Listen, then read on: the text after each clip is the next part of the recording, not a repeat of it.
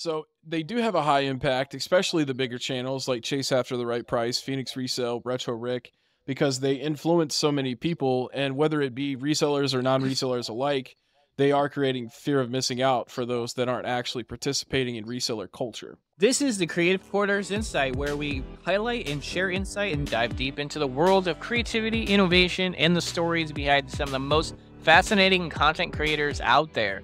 Today, we have a special guest who's carved out a pretty unique niche in the YouTube world. He is known for his very sharp commentary, insightful analysis, and humorous takes on the evolving reselling market. With a channel dedicated to exposing the ins and outs of reselling, he's built a loyal following of viewers who appreciate his candid approach and engaging content. Please join me in welcoming the one and only Heckin Steve. Hey, thanks, man. Thanks for having me on. Yeah, like, for a little introductory, I've been watching your content for about a year. Now, how long ago have you been doing this YouTube thing? So I'd say, I think around 2007, I created my account. So if you look on my channel, it actually says joined in 2007, but I didn't really start making videos full time until January of 2023. So last year. And I was just inspired by this other YouTuber that I saw that was doing videos on DK Oldies, which is for those that don't know, it's a online retro gaming store that is really overpriced compared to buying traditionally on like Amazon, or excuse me, not Amazon, but eBay, or through local shops. So I started doing videos about that, and it was just me screen captured. I wasn't even on camera, and I wasn't even trying to be funny. And the video did really well, so I was like, maybe I should try to like make some more. So for a little while, I was making DK Oldies videos and getting a really good reception from it, and like rapidly growing a following, because at the time that was like a really hot topic. But then eventually I got bored with making videos on DK Oldies because I didn't want to just make the same video over and over again. I wanted there to be a purpose and a new thing in each video that made it worthwhile for the viewer to see. So once I ran out of ideas for that, I took a little break from them. And that's when I started discovering resellers and how they film themselves, not always in the best light, at yard sales, knowingly underpaying super out the butt for things, and then bragging about it in the second half of the video about how much they sold it for. So I started seeing that, and I was like, you know what? These are my next dudes that I'm going to make videos on. And that just was it was successful as much as the DK Odie stuff. And I've stuck with that for a little while. Now I've reached the point where there's not really much more to say. So I've been venturing out in different topics and stuff. One thing that I've been doing recently is the Heck and Play series. I just started it. We got 2 episodes. The second episode's coming out. Well, it'll probably be out by the time this is released. But I basically play all of these expensive games to prove that they suck. Yes. No, I like that. Because I think what's interesting, too, about your channel is even though you are pivoting to something else, it still goes and circles back to that niche of resellers deciding to sell the most enormous games out there. Come on, bro. $1,300 for the Flintstones game? That's like a price of a MacBook Pro. You could buy a MacBook Pro, or you could buy Flintstones and have it sit on your shelf. And most of these people don't even play games. That's what's fascinating about it. Like, you ask a reseller. So I guess that kind of gets into it. So, like, you chose into the niche of doing resellers mainly off of the success, you would say, through DK Oldies videos. Because I remember you interviewed Jigsaw. You did the whole, hit on DK Oldies when it was, like, really hot and popular. So being able to pivot like that and grow a following is a pretty cool move, because not many people are doing what you're doing in terms of showing the truth of reselling. So, yeah, I'll say, though, since watching this, I've been meaning to ask, have you ever been a reseller yourself, and how did this kind of influence your perspective on the reselling market, if you were? So I've never been like a reseller, or at least I wouldn't consider myself a reseller. Now I have owned things that I no longer wanted and sold them on eBay, but typically I would sell them pretty good discounts because I would just want to get rid of them, and I knew if they were cheaper they would sell faster, and that was almost always the case. But Yeah, I wouldn't you and me necessarily both. say that I was a reseller. Yeah, I guess the difference between a reseller and somebody who's just selling out their collection is one is doing it for profit and in a business and sometimes egregious way of doing it. And then for me, I pretty much do the same thing. I don't ever do any research or any reselling myself. So I Mm. guess what I want to get into now is when you go into the process of preparing for videos, how do you research and gather the information you need to do these type of videos? And do you have any specific sources and methods that you rely on besides the content themselves? Yes, that's a pretty good question. And just to clarify real quick, I don't dislike every reseller, only the ones that are like super scummy. There are a Yeah. lot of really great resellers out there, just to clarify, because I think that in the beginning when I started doing this, a lot of my audience thought that it was every reseller is bad, but I want to make sure that I convey that it's not all of them. Some of them are really good. As far as like the research goes, so in the beginning, I was just searching for something to do that wasn't DK Oldies. I knew that I wanted to keep the channel growing, but I also wanted to keep it in the same topic of selling retro video games and stuff like that because that's what everybody had grown to like me for was the harsh and hilarious criticisms that I would give. In the beginning, it was just me, and this was for like a while too. I would just watch every single reseller video that I could. I would go on YouTube search bar and I would put in amazing video game find or grail find at a yard sale. And when you search that, almost every single video of that type, especially now, is a reseller. Now, there were a couple of times where it would just be like a dude that collects video games, but 99% of the time, it was somebody buying with the intent to flip it somewhere else. And that's when I started to notice that not all of them are really moral and fair. They use their knowledge against people that don't know what they're doing or what they have, and they take super advantage of it. When I saw that, I was like, okay, I might actually have something here. So I named the first video I did, Resellers Are As Bad as DK Oldies, and it was on a gentleman named Kreisky. Looking back now, he's actually not that bad, but he just happened to be the first target I had.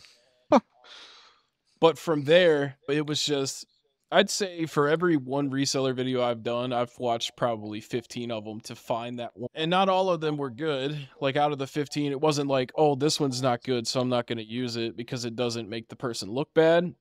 It was more just this one is not bad enough. Let me like process of elimination here. Out of these 15 videos, which one or two of these videos are the worst and will make the best content for me to react to?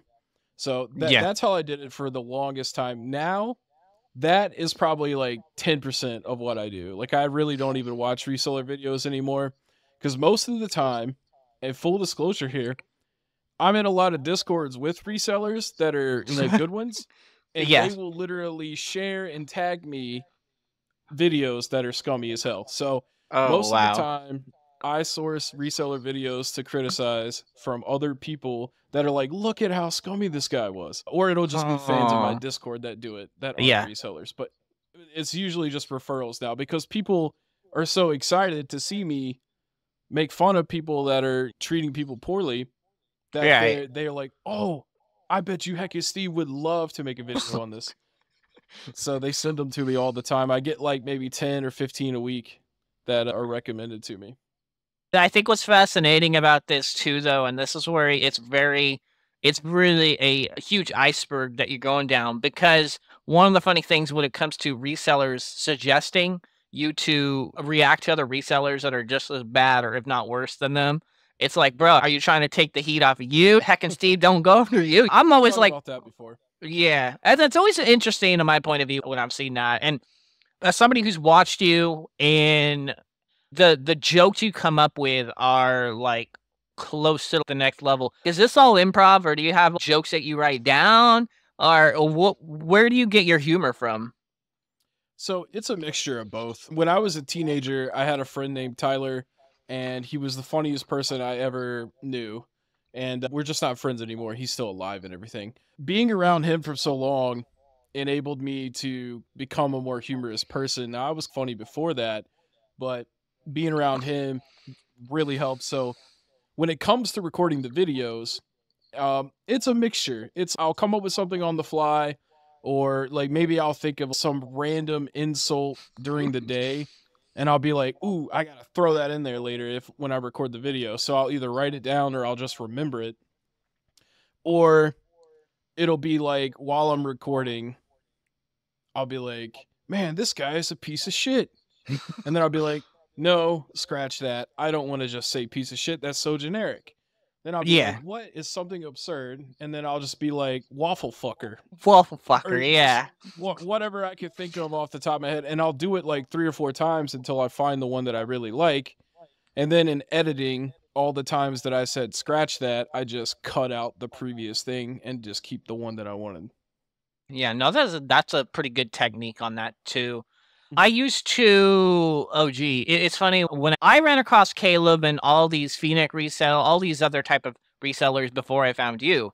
I was under that one impression. I had been very close of going down that path of a reseller. Not saying that I would become a bad reseller, but oh man, I've watched Caleb. He will like talk about all these different ways of, oh, how to get games for cheap, for free. And I'm like, bro, I was like, these people are trying to make money out here as well as much. My question to you on that is, how do you think reselling affects the consumers, the retailers, and the industry as a whole? First of all, I love it when people say as a whole because it sounds like Chinese guys saying asshole.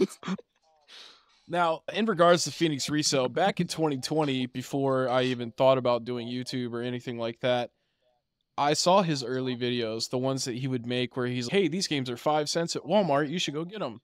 Yeah. And at the time, a lot of people were out of work because of what was going on with the world, the pandemic and all that. Mm-hmm. And so his videos were intriguing to me. And I even thought about becoming a reseller just to see if I could generate some extra income.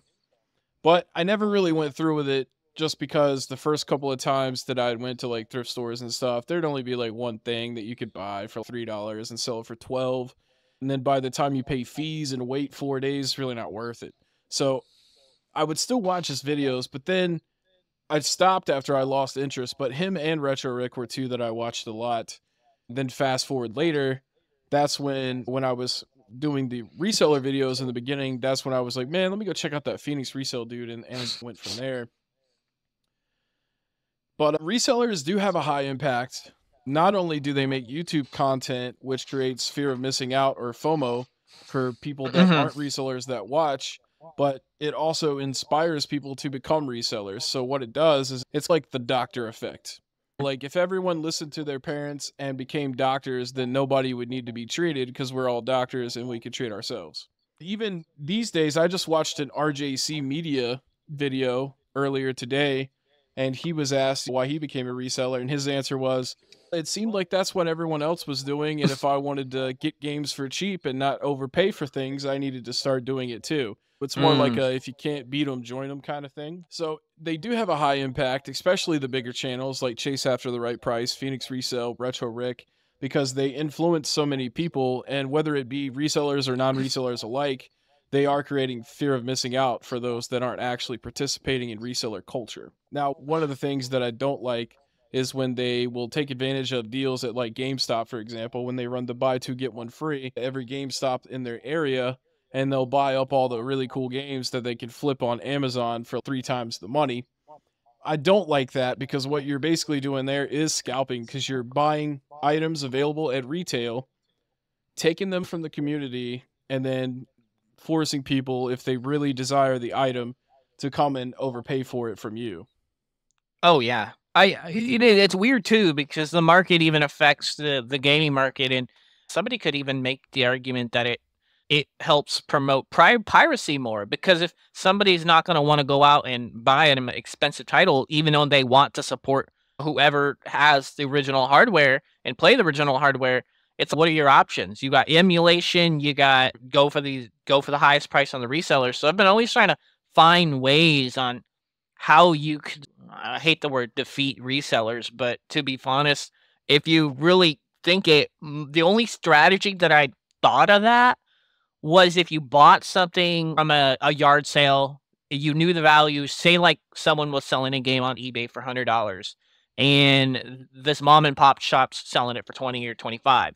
You could turn around, say, offer the mom and pop shop $35 and then turn around and sell your copy for, say, 50 to 60 or maybe $70 max and undercut other resellers. So everybody's just chasing each other down. It's this weird game that reselling got to a point, and I think the price of games have just astronomically got way too out of hand. Yeah, absolutely. And it only takes one or two sales to make a difference as far as how much the price of a game is. Because most of the time, people will check price charting. They won't even look at the recent solds. They just look at whatever it says as a generalization and they run with it. Or they'll go to eBay and they'll look at the most recent sold. So let's say, even if a game 2 days ago sold for 25, but earlier that day it sold for 40, they're going to be like, holy crap, this is a $40 game. They're not going to consider the fact that maybe somebody got into a bidding war and they were just like, screw it, I'll overpay. But then when they price their game at 40, now all of a sudden we're moving up the value of the game unintentionally. It's intentional for the reseller, but unintentionally based on the research that they did, because it's a very basic research. Whereas what you really should do is you should want to make games cheaper. You don't, like, if you find, talk about resellers here, if they find Earthbound for $5 and it goes for, I believe, $350 right now, you shouldn't be wanting to sell it for $349.99 plus $5.95 shipping. You should be wanting to sell it for $325, $330, and then that happens a couple of times, and then eventually we're down to $299, and that is because you want to sell and get the profit fast. Why wait around for a week or two to make that extra $25 when in reality the fees are going to take half of that anyways? Half of Yeah. well, 15% of $350, that probably is $25, if not maybe close to it. So yeah, I think the whole pricing thing, they like to blame the customers for that, but you also have to consider the fact that not every customer has the same amount of money to spend on games. So of course there's going to be a lot of people that are upset with games being overpriced, because not everybody is willing or can spend $800 for a complete in-box copy of Pokemon Emerald. $800 for Pokemon Emerald, bro. There's so many Pokemon games out there. That one specifically, it's absolutely insane. But yeah, no, that's always been my thing with resellers is I feel like a lot of them put more work on themselves than they have to. And it's almost like they intentionally do that so they can justify increasing their prices. So you see it in the videos where, and you mentioned this many times, where people go, oh, I'm not going to test it and I don't know if it works, so I'm justifying offering you a lower price. Like, bro, just take what you got, test it right there. You're not adding that much work, but people are adding so much extra risk, so much extra stuff to try to maximize profit, and not realizing that they can make a pretty quick sale if they turned around and went, hey, this is selling for $250. If I sold it for even $150 and knock it off of $100 just to be somewhat generous about it, I'm going to get this out of the door a lot faster. So I don't know. Some resellers probably just don't think that way. But that gets into the question. Yeah, go on. One last thing here. Another thing about YouTube and resellers on YouTube is they always have to outdo the last video that they made. So if they had a $1,000 fine last month, they got to have a $2,000 or a $3,000 fine this month. And so what that does is that encourages them to lowball even harder and be more grimy in their trades if they're trading like a system for a collection.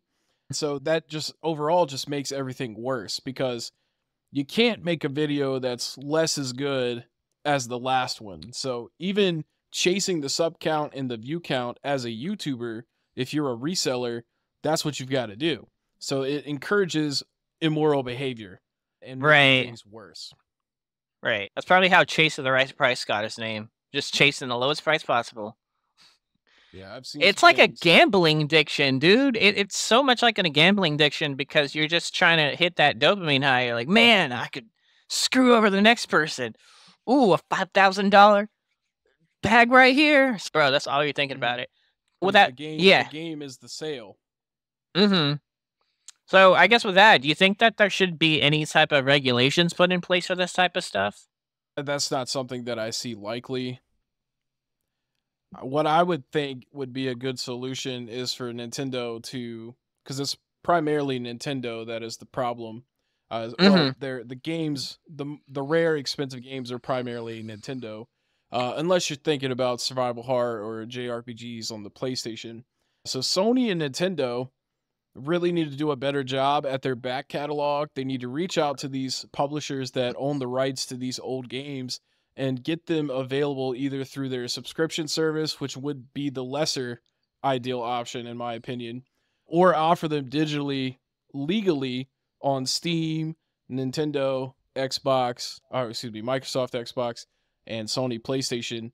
Because if you were able to do that, then I would say half the people that are desiring a rare game are probably going to compromise and choose to play it that way as opposed to emulation or forking out the dollars.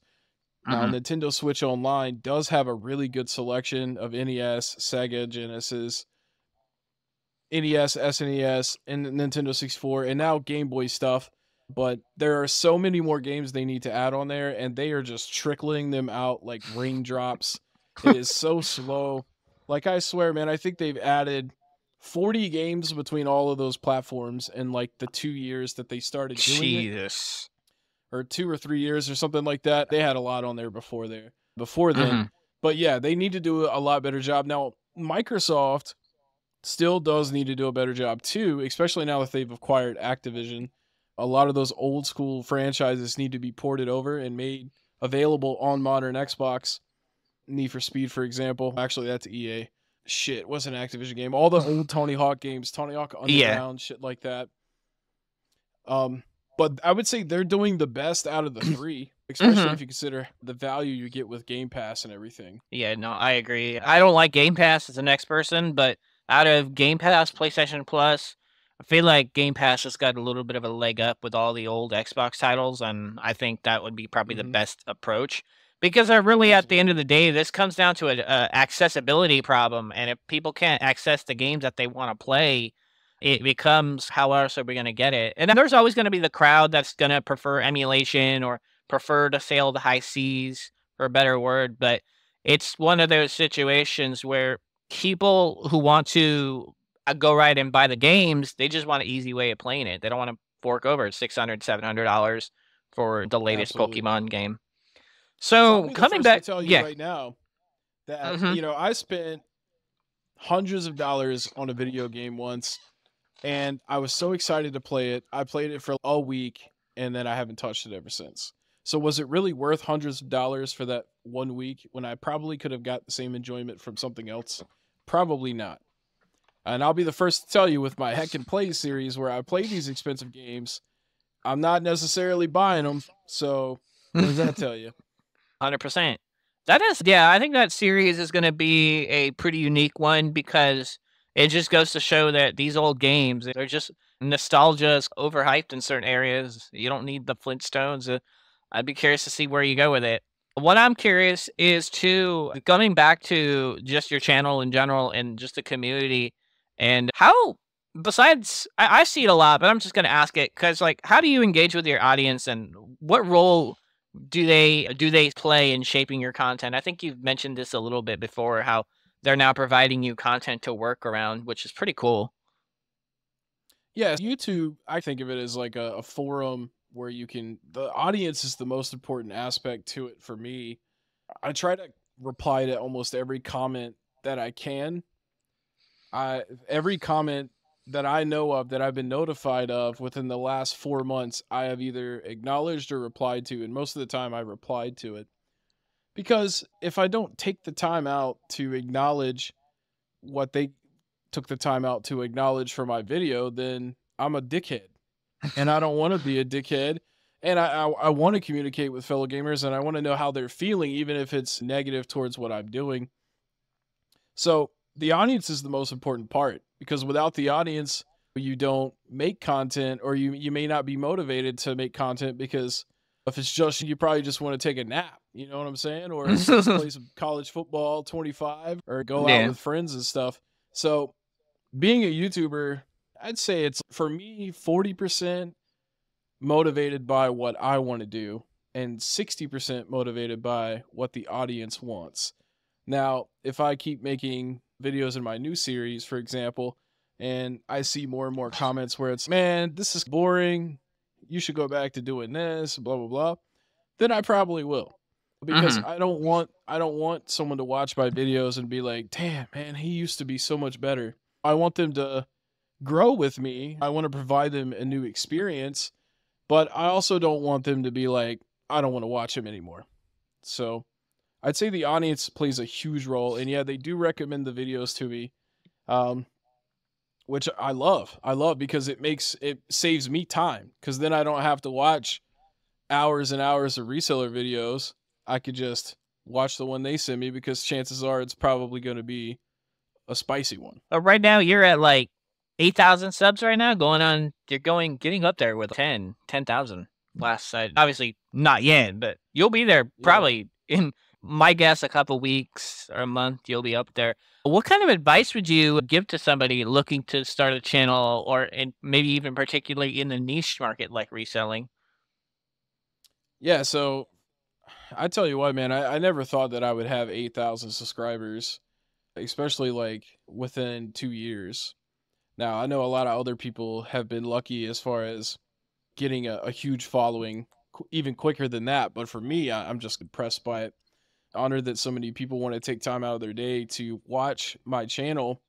And that goes back to listening to feedback and criticisms that you get. Like I was saying, you got to pay attention to what people are saying because if they're willing to take time out to comment and say something about your video, that means that they care enough to make sure you keep going or they want you to improve. Even if they're like, man, you suck and this is dog shit. You know what I'm saying? Even if they say something like that, Mm-hmm. they still took the time out to do that, whether it was for malice or it's still the same at the end of the day. It's like they wanted you to know that they don't like this and you need to fix it. So for anybody that's like making a new channel, dealing with the algorithm is a bitch. And I would say pick 2 or 3 big topics or genres or a niche that you want to attempt to do. And you may or may not even end up the type of YouTuber that you want to be. I know of a few YouTubers where they set out to be this type of content creator, but then they had huge success out of nowhere with the one-off video they did, so they pivoted to that. With the algorithm, tags are very important.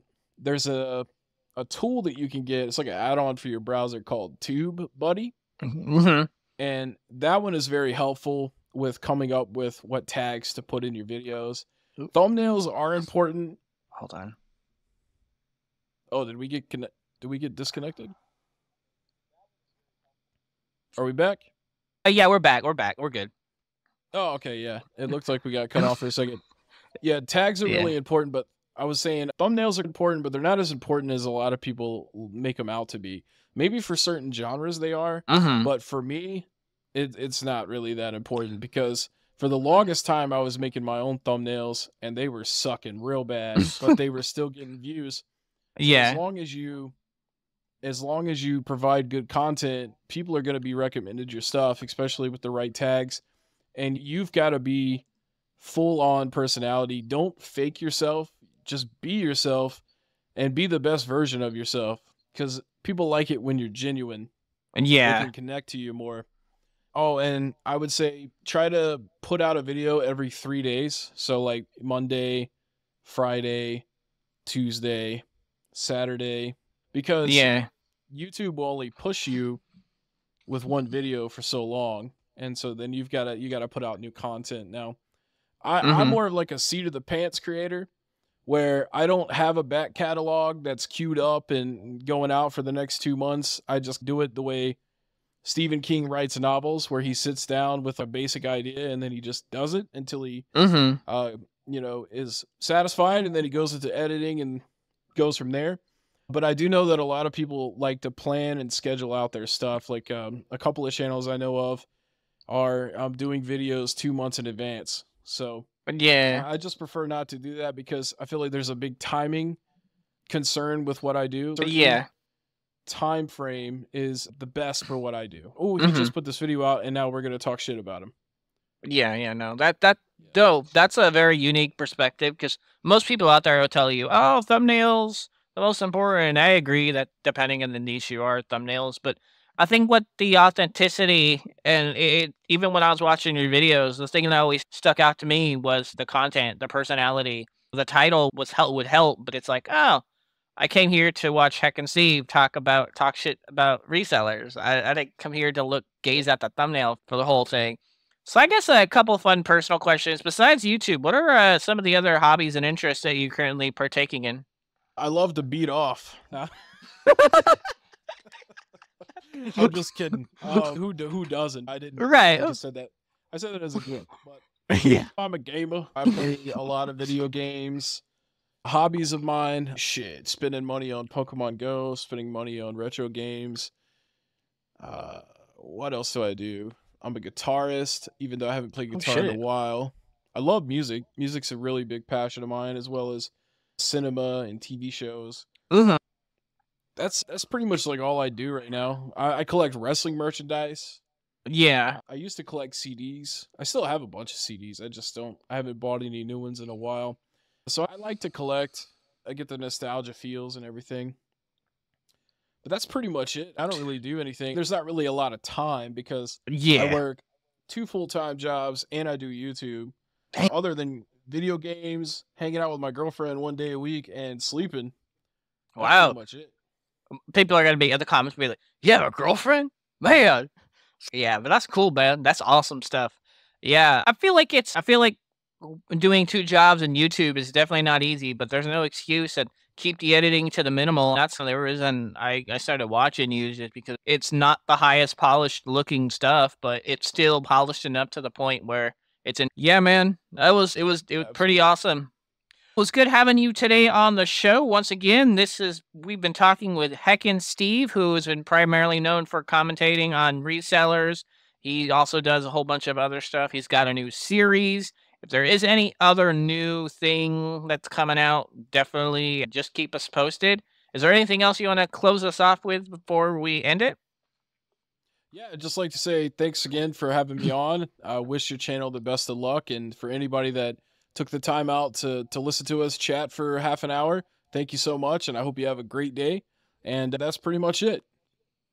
Thank you very much. You've been listening to the Creative Corners Insight, where we highlight and share insight and knowledge from all types of creators, including musicians, filmmakers, artists, and content creators. For today's show, once again, we're speaking with Heckin Steve. My name is Doublepulse, and for those who are listening, and thank you for checking this out, and I will see you guys next time. Goodbye.